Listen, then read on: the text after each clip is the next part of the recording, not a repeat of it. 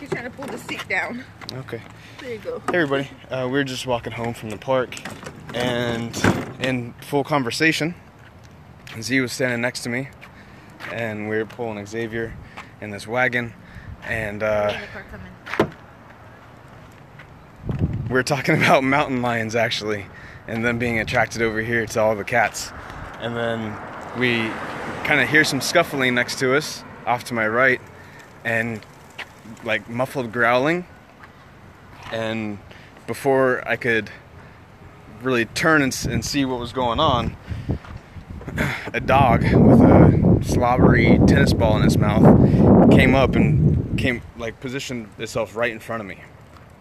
And I still had the wagon with this hand, and I moved to kind of block it from getting to Zeresh or getting to Xavier, and I put my foot up like this just to create a barrier that I'd be able to kick away at it if I needed to. Just kind of instinctually, and it had a leash. We saw the dog at the park earlier, and a kid was playing with it, and the kid came up soon behind it and stepped on the leash as it was circling around to Zeresh, and got his restraints and was talking to the dog like, "You're not even aggressive while you're doing this," and the dog's still growling. So yeah, so my foot is still up, ready to jack this dog and create space. I don't want to just go arbitrarily kicking a neighbor's dog if I don't need to. Hi, Zay. So a couple of good things happened.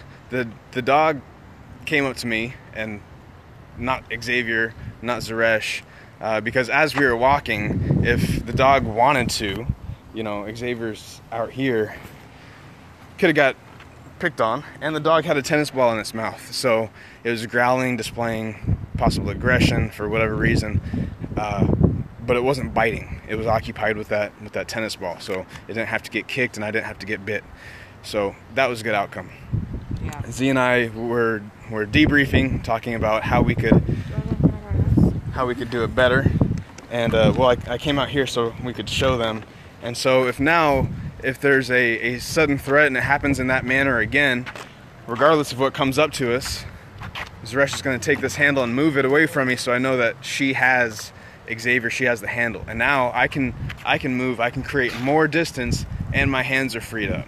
Okay, so that way I know that she's got control over here, and now I can pay full attention to the threat that's in front of me. My hands are freed up and everything. So I'm going to post a video so you can see everything that we just talked about, in case you missed it.